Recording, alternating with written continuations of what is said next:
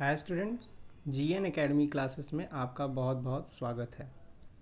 Student, previous class में हमने पढ़ा था इंट्रोडक्शन टू ट्रिग्नोमेट्री, जिसमें हमने ट्रिग्नोमेट्री के बेसिक नॉलेज के बारे में जाना था। आज हम एनसीईआरटी क्लास 10th के चैप्टर 8 के एक्सरसाइज 8.1 के कुछ क्वेश्चन हम यहाँ पे सॉल्व करेंगे। स्टूडेंट्स, क्वेश्चन नंबर फर्स्ट जो है एक्सरसाइज 8.1 में वो है in triangle ABC right angle at B AB is equal to 24 centimetre, BC is equal to 7 centimetre.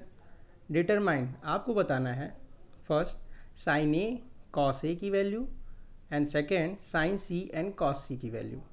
तो इसके लिए आपको सबसे पहले एक राइट एंगल ट्रायंगल कंस्ट्रक्ट करना होगा। यहाँ पे एक राइट एंगल ट्रायंगल हम कंस्ट्रक्ट करेंगे। ABC। अकॉर्डिंग टू क्वेश्चन जो ट्रायंगल ABC है वो राइट एंगल है एट B पे, तो हम B पे राइट एंगल बनाएंगे। अब हम प्रीवियस क्लास में आपको बताए थे कि राइट एंगल जो होता है वो राइट एंगल के ठीक सामने वाली जो साइड होती है वो कहलाती है हाइपोटेनस। तो हाइपोटेनस को यहाँ पे हम शॉर्ट फॉर्म में लिखेंगे H। और आपको पता है according to Pythagoras theorem the square of hypotenuse is equal to the sum of square of two other sides of a right angle triangle. या आप इसको इस तरह से कह सकते हैं कि आप हाइपोटेनस का स्क्वायर जो है ट्रायंगल के दो बचे हुए साइड के स्क्वायर के सम के बराबर होता है।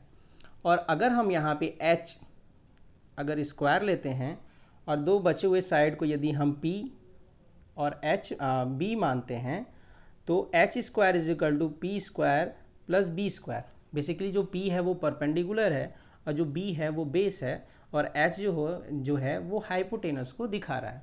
अब H square is equal to 24 square, suppose कर लेंगे P जो है 24 स्क्वायर है और B जो है वो 7 स्क्वायर है।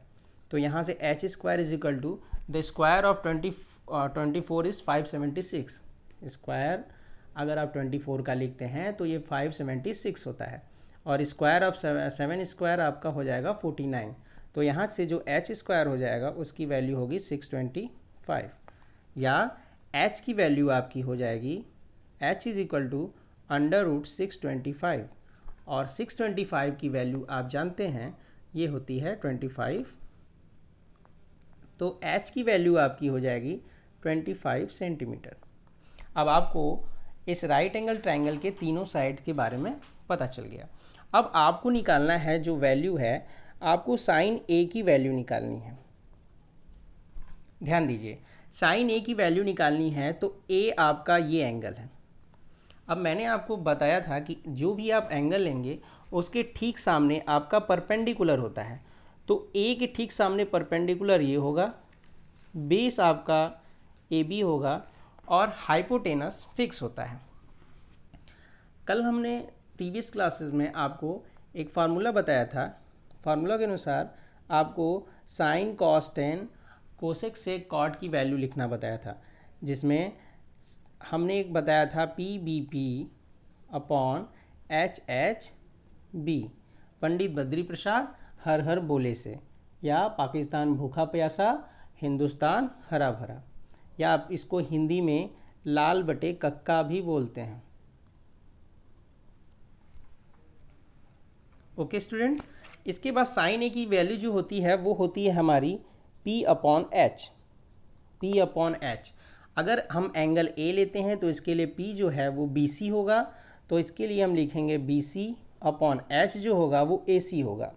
तो BC की वैल्यू आपका है स्टूडेंट 7 और AC जो है वो हमारा हाइपोटेनस है, उसकी वैल्यू 25 है।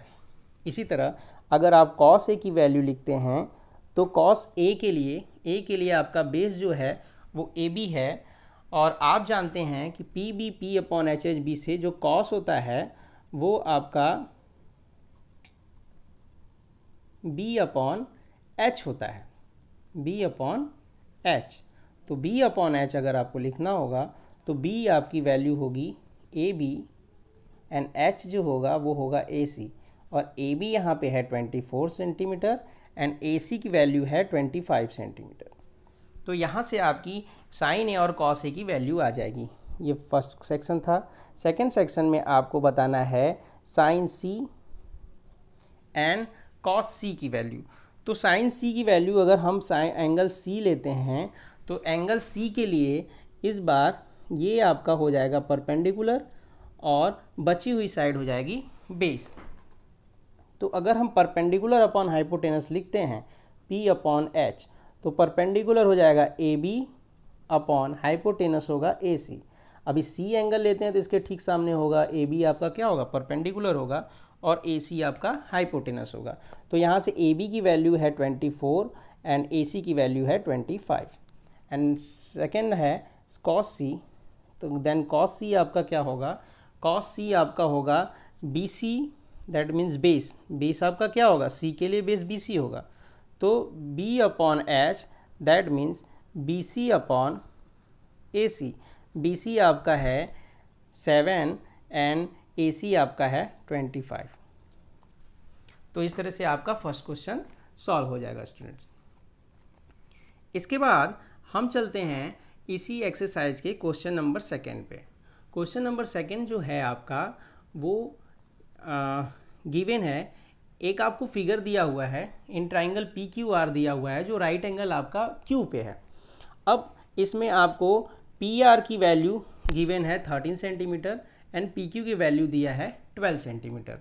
आप जानते हैं कि 90 डिग्री के ठीक सामने जो पी आर है वो आपका हाइपोटेनस कर्ण है और जो बची हुई साइड है उसमें से एक परपेंडिकुलर जिसको लंब बोलते हैं और जो बची हुई साइड है आप उसको बेस या आधार बोलते हैं।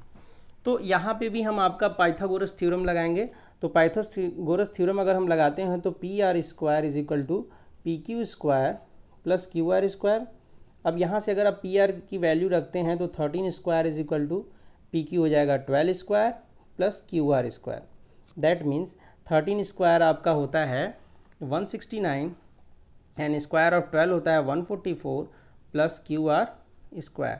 यहाँ से अगर आप क्यू आर स्क्वायर की वैल्यू निकालते हैं तो 169 माइनस 144 आपकी वैल्यू आएगी 25। So q are square is equal to 25, then q r is equal to 5।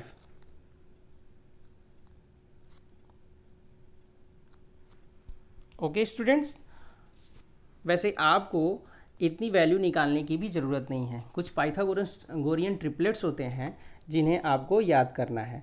ये पाइथागोरियन ट्रिपलेट्स जो होते हैं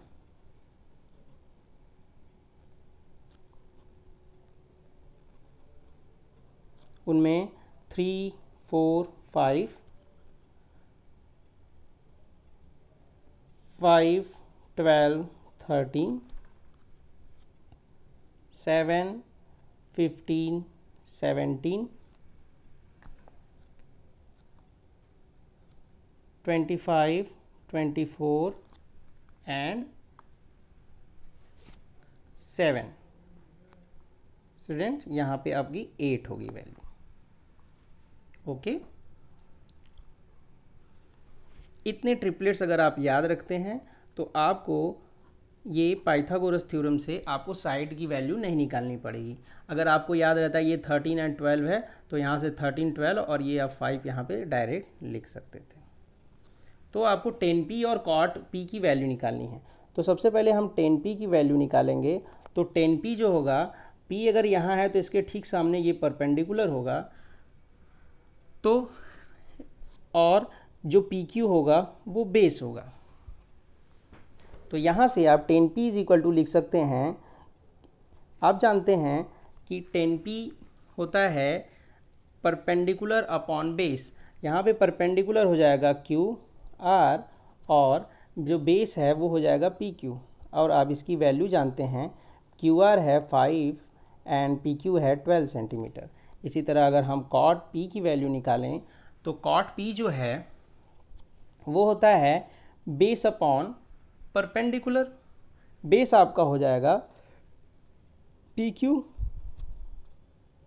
एंड परपेंडिकुलर हो जाएगा क्यू आर। तो इस तरह से दोस्तों आपकी वैल्यू हो जाएगी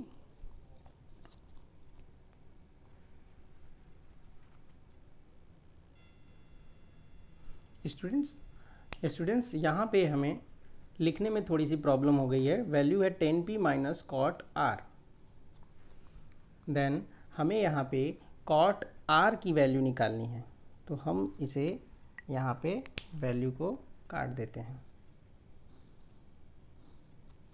तो यहाँ से अगर हमें कॉट आर की वैल्यू निकालनी हो, देन अगर हमें आर देखना हो तो आर के लिए सबसे पहले कॉट की वैल्यू आपको पता है होती है बेस अपॉन परपेंडिकुलर। तो अगर हमें आर के लिए बेस खोजना हो तो आर के ठीक सामने परपेंडिकुलर होगा और जो बची हुई साइड है क्यू आर वो बेस होगी। तो यहाँ पे हम लिख सकते हैं क्यू आर अपॉन बची हुई साइड पी क्यू। स्टूडेंट्स अगर हमें क्यू आर की वैल्यू लिखनी हो तो ये 5/12 होगा और हमें निकालना क्या है, हमें निकालना है 10p माइनस कॉट आर की वैल्यू। 10p की वैल्यू है 5/12 एंड कॉट आर की वैल्यू है 5/12। अब इन दोनों की वैल्यू 5/12 माइनस 5/12 0 आएगा। तो इस तरह से आप इन दो क्वेश्चनों को सॉल्व कर सकते हैं। नेक्स्ट क्लास में हम इसके आगे के क्वेश्चन को देखेंगे। Till then bye bye.